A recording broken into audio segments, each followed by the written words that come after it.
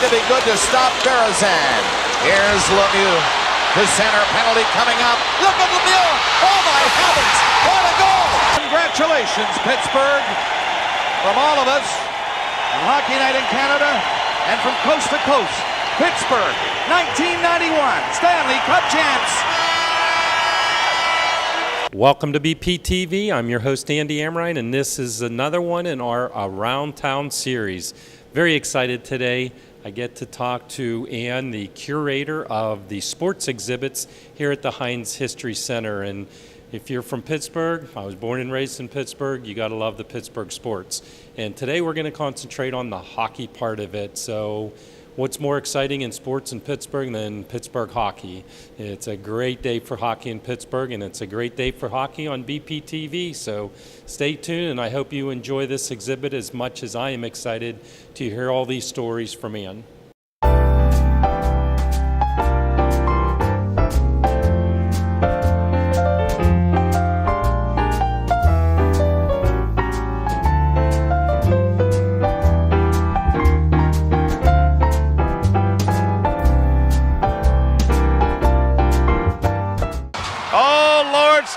Lord Stanley, get me the brandy. This is absolutely a great thrill. It really is, no matter if it happens once, twice, 3, 4, 5 times. Ann, thank you for having us back again. Oh, we're thrilled you're here. I just love everything about the History Center and you being the chief historian about everything. Last time we were with the Apollo 11, so now we're going from the astronauts to sports and hockey. Yeah. So do you like knowing everything? I don't know everything, believe me. Okay. We have a great team here. Cool, but as the director of the Sports Museum, this really is my one of my first loves, and it was really exciting to have the opportunity to kind of reimagine this space and to expand it and to now get it open.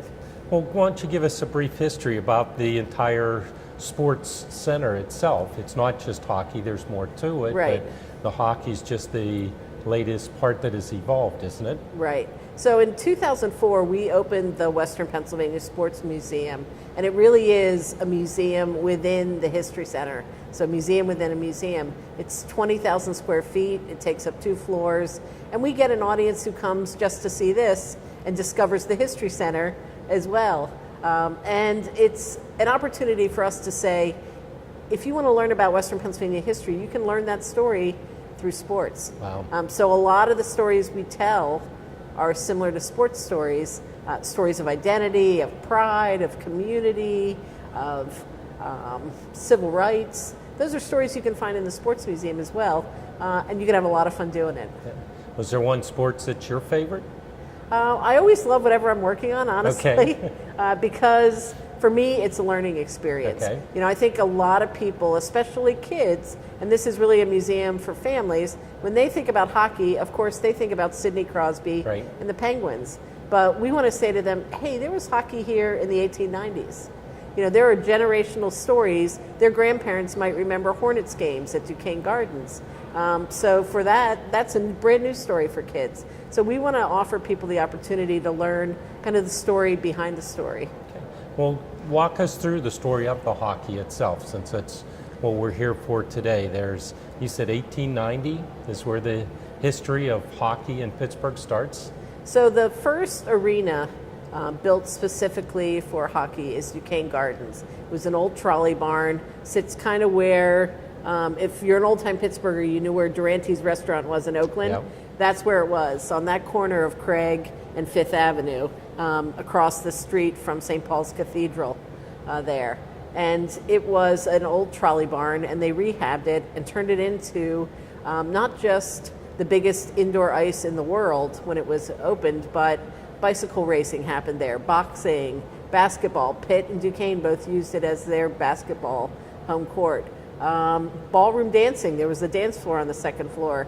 Public skating, it became sort of the be-all and end-all recreational hall for the city of Pittsburgh when it opened. And it also became the home to some of the first organized and then even the first professional hockey team to play in Pittsburgh. What were some of the first teams?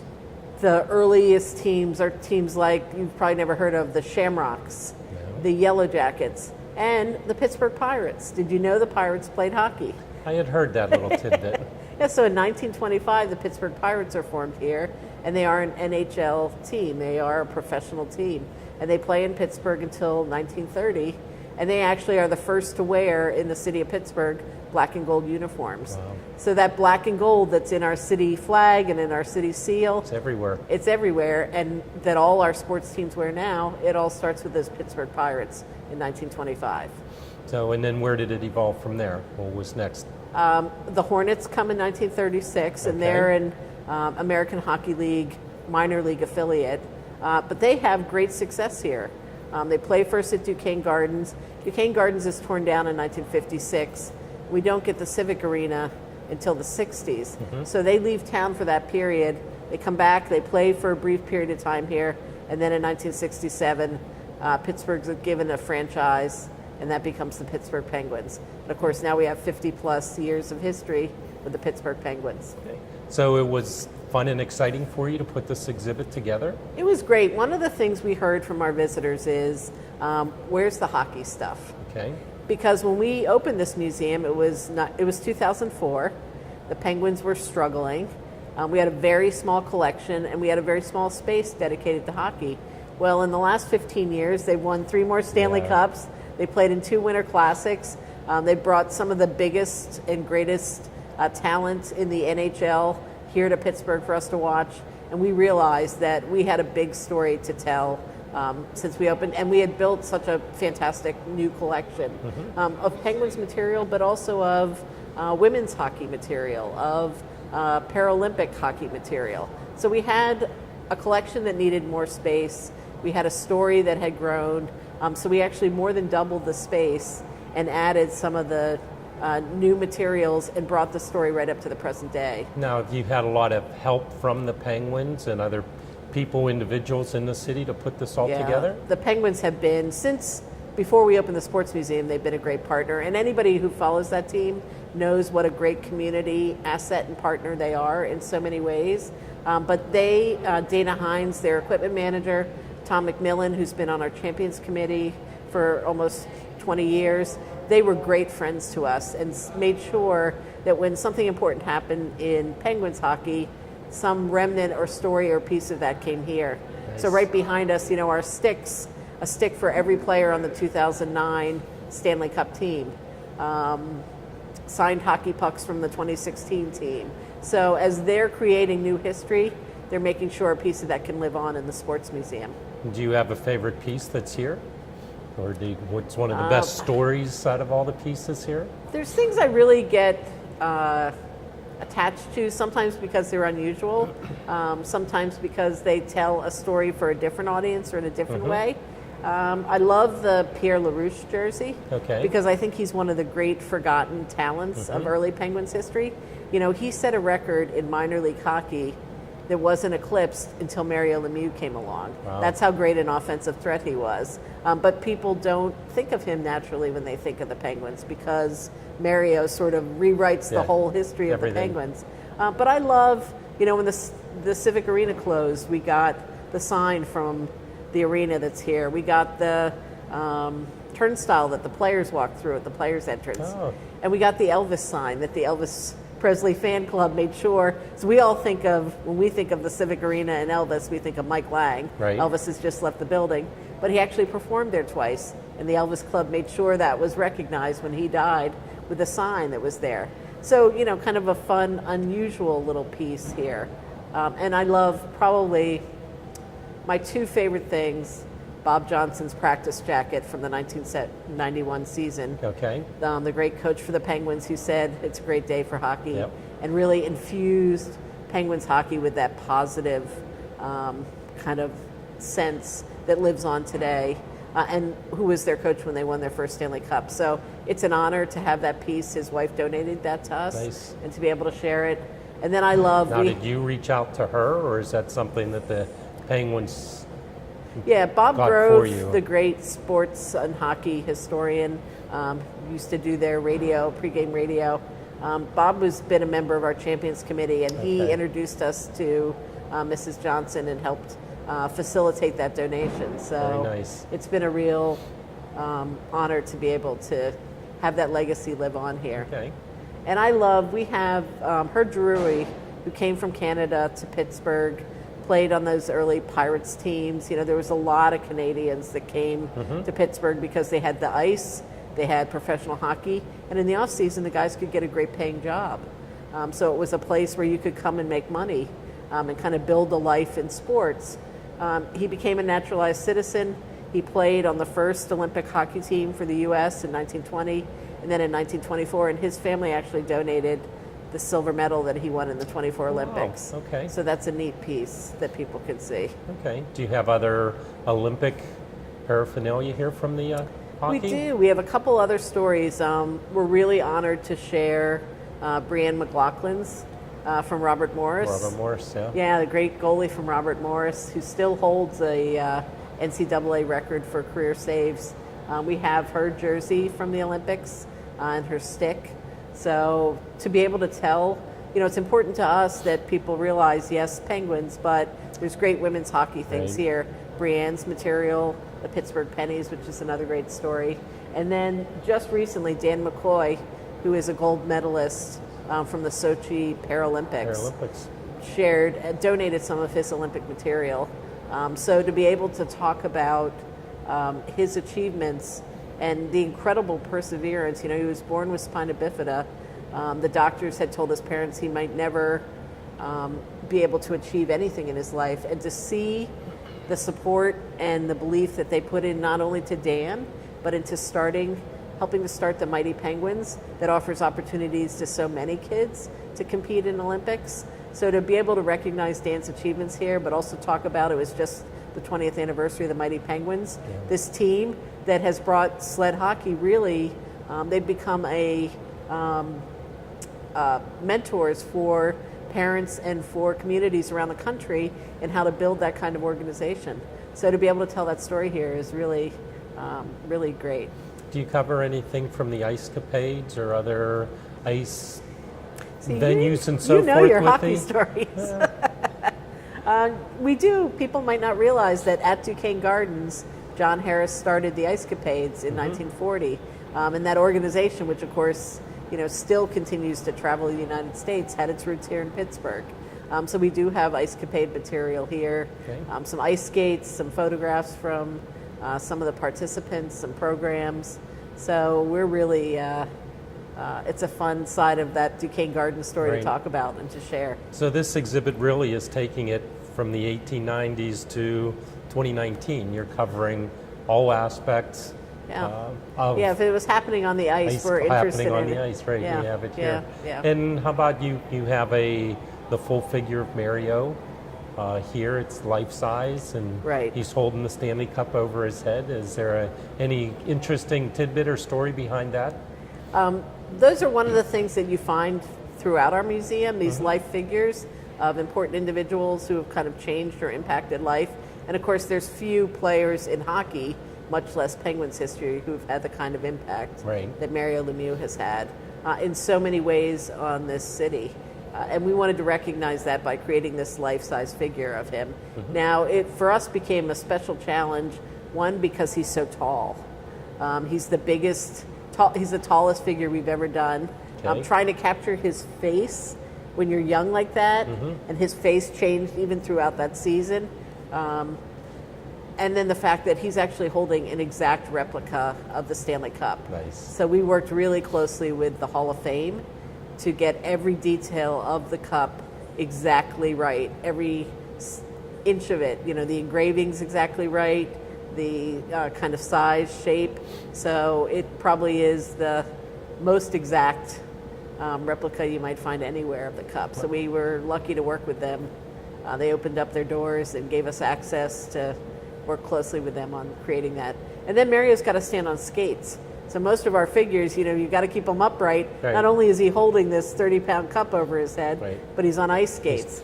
Little blade that you have him standing on. So figuring out how to support him and to get him standing upright. Now, did he give you his thumbs up? Did he approve of this? Did he come and look at it? He was real pleased. We sent photographs the whole way along because we do the face sculpt particularly. But he's actually exact, or as exact as we could get him.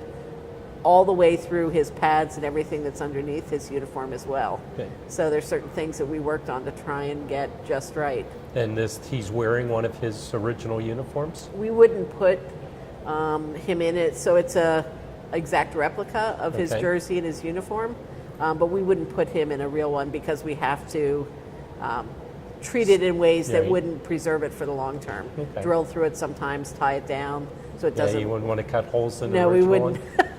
But if people want to see his Stanley Cup jersey from that season, It's here? it's in our theater as you come into the building, so you can see it downstairs on site. So what else am I missing? What else should people come to see with this hockey exhibit? You know, one of the things that makes sports, whether it's high school football or whether it's hockey, great, are rivals. And Okay. Pittsburgh's had a long time rivalry with the Philadelphia Flyers. Oh, I do have Philadelphia stuff here. We just have a bubble hockey game where All you can right. play, and we Oh, don't okay. tell our visitors that the Penguins always win. So. Okay. But it was a fun way to engage people. We That's want our fun. museum to be Yeah. interactive, so it was a fun way to say, what can we do? What kinds of interactives can we create where families can not just come and learn together, but actually enjoy activities together? And you'll find these throughout the Sports Museum, whether it's throwing a football to Lynn Swan and John Stallworth, or playing mini golf on the church pews of Oakmont, or playing the Flyers in hockey. It's just a fun element to add to the story. Okay. And last, while people are here looking at the hockey exhibit, what are some of the quick highlights of the rest of the sports museum that you have here with the baseball and football? What are some of the Right. other don't miss Right. kind of exhibits? If you come somebody to has them visit, you here? want to see, of course, Bill Mazeroski's uniform Okay. from the 1960 World Series Game 7 that was donated to us by Thomas Tull. That's in our baseball section. It's a centerpiece. So that's pretty incredible Yeah. opportunity to have that. And actually, we just redid right outside the hockey area the Super Bowl Steelers area of the Sports Museum. It was another piece where we had added 2 Super Bowls, but didn't have the objects. We just added 12 jerseys and some objects to that space. So you can see everyone from Terry Bradshaw and Franco Harris at one end, all the way up to Roethlisberger, Kiesel, Hines Ward at the other end. So it's a great kind of journey through those Super Bowl years from the 1970s now to the present day. So it's a good reason to come and spend a day here. It is a great reason to come and spend a day. Well, and we appreciate you taking the time, and I'm really looking forward to seeing some of these exhibits. So thank you.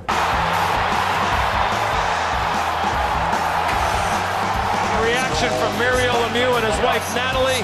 1:02 left to go here in the third. The Penguins up by 2. Those who remain here are standing. All right, so Ann, what do we call this area? The bench? Exactly. This is the Okay. players' bench, and it just gives us a chance to put out some of that equipment that we have in the collection. Okay. Be they jerseys, be they helmets, gloves, sticks. People can see how the equipment has evolved and changed in the time, and also see how the Penguins' colors evolved and changed over time. They kind of came late to the black and gold theme. They didn't get that color jersey until 1980. Wow. So when they started out, they were wearing, in the pit seal, that the city of Pittsburgh flag is based on, there's some blue and there's some white. And they early on wore that Columbia blue with a little bit of dark blue and white. And then they evolved into the black and gold. In 1980, right after that kind of City of Champions year that the Steelers and Pirates had, they decided maybe wouldn't be so bad to be colored the same as the other 2 Right. teams in town.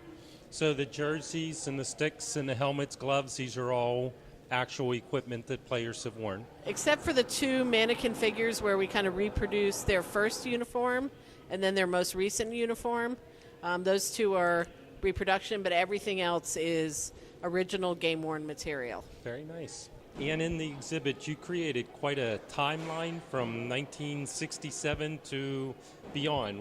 Tell us about this pretty unique timeline. So this is something we had before we redid this section of the Sports Museum. Okay. But it was literally a flat rail that people could read. We decided we wanted to make it a little more dynamic. You did. So we added a lot of color. We embedded some video. We have objects. And it's a way to really look at more than 50 years of Penguins history in a kind of interactive, dynamic way. And we even left a little bit of room at the end. Yeah, I see a little void there. Yeah, because we know they're still going to create some more history. We You want to think be. Is there more Stanley Cups coming? We hope so. We don't want to Okay. jinx them, but we Okay. hope so. Nice. Is there a favorite part of the timeline of yours? Is there silver, gold tickets, or what are those that I see? Those are from the end of the Civic Arena, closing the Civic Arena, the last game, Okay. and then the first game at Consol Energy Center. So we really do deal with everything. We deal Every with the team. aspect, yeah. We deal with the places they played, kind of the management.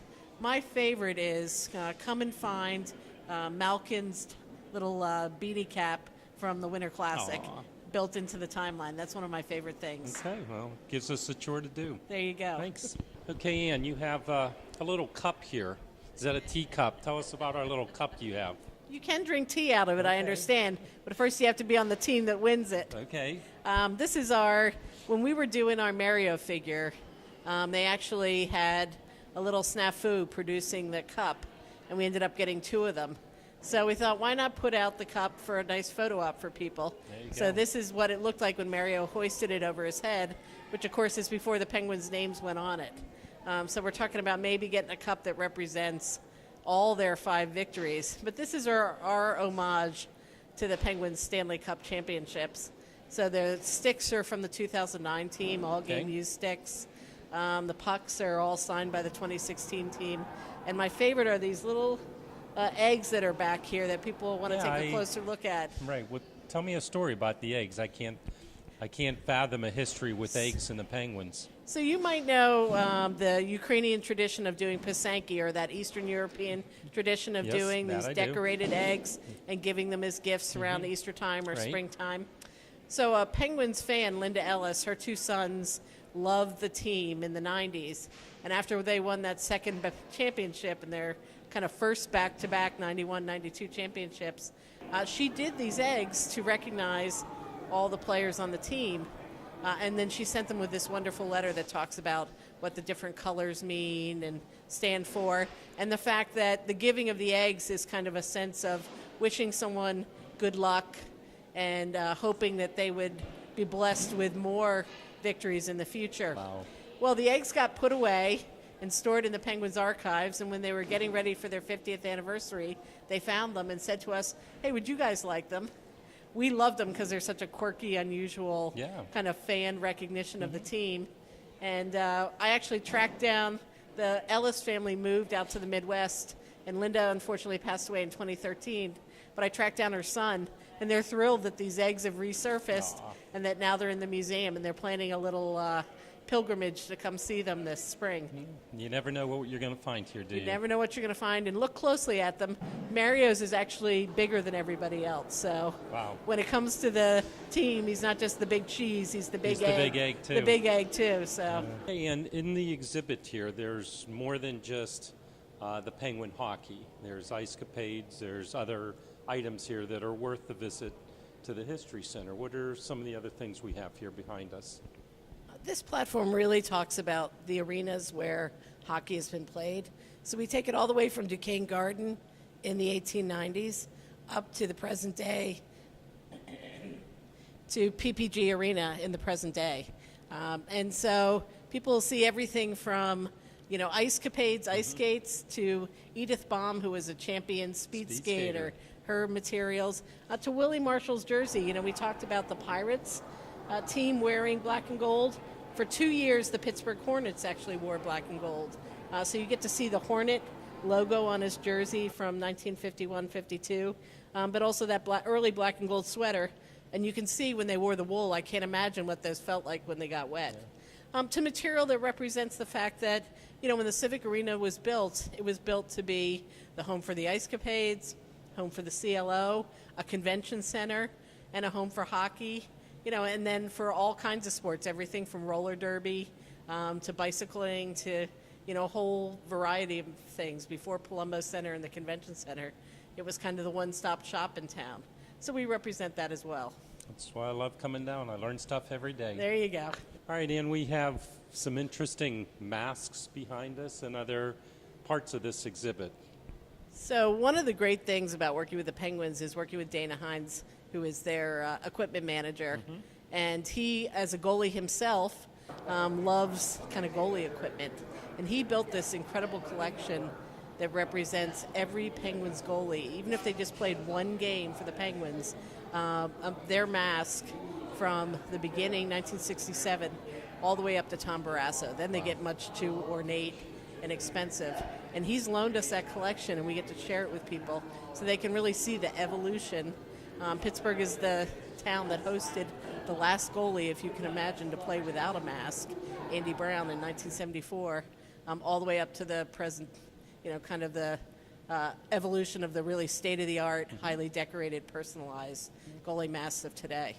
Well, Ann, I can't thank you enough for spending a morning with us, going through this amazing exhibit.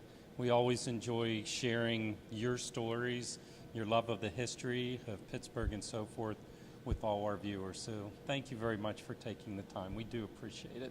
Thank you so much. I hope people will come and have as much fun as we've had here today. I'm sure they will.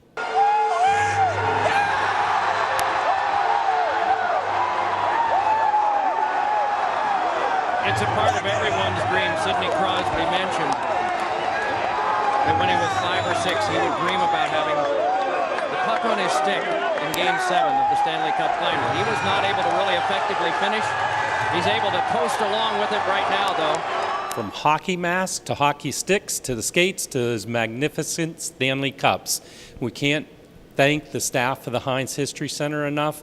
We love to learn about all these amazing exhibits, and especially today with the hockey exhibit. So please come on out, take a look at this amazing exhibit down at the Heinz History Center. I'm your host, Andy Amrine, and thank you for tuning in to BPTV. Try deflected over the net, and the Pittsburgh Penguins again are the Stanley Cup champions. Now we're going to have Dave Cable, who is our director of BPTV. He's a huge Flyers fan, I understand. So have him come in and play some hockey with us. That's really Come on, hanging Dave, me let's out see to if you dry can do there, it. Andy. I don't know. I don't know if I deserve such credit for my hockey affiliations. All right.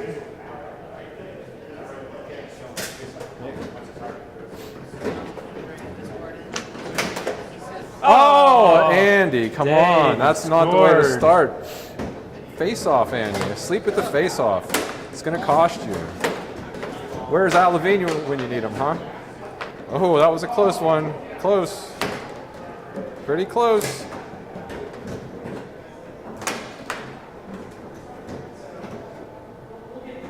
Oh. Oh. Denied, Andy. Denied. Oh. Another one. Oh. Oh. Congratulations, Andy. I can't complain about the Penguins winning. Guerin's got the puck to Crosby. Rich shot. He shoots and scores. Oh, get in the fast lane, Grandma. The bingo game is ready to roll. Jaromir Jagr beats Luongo like a rented mule. Loose around to the far corner. 2 seconds. The Penguins are going to win the Stanley Cup, I believe. Stelio shoots it blocked. The Penguins have won the Stanley Cup. Oh, Lord Stanley, get me the brandy. Ladies and gentlemen, you got it. Elvis has just left the building.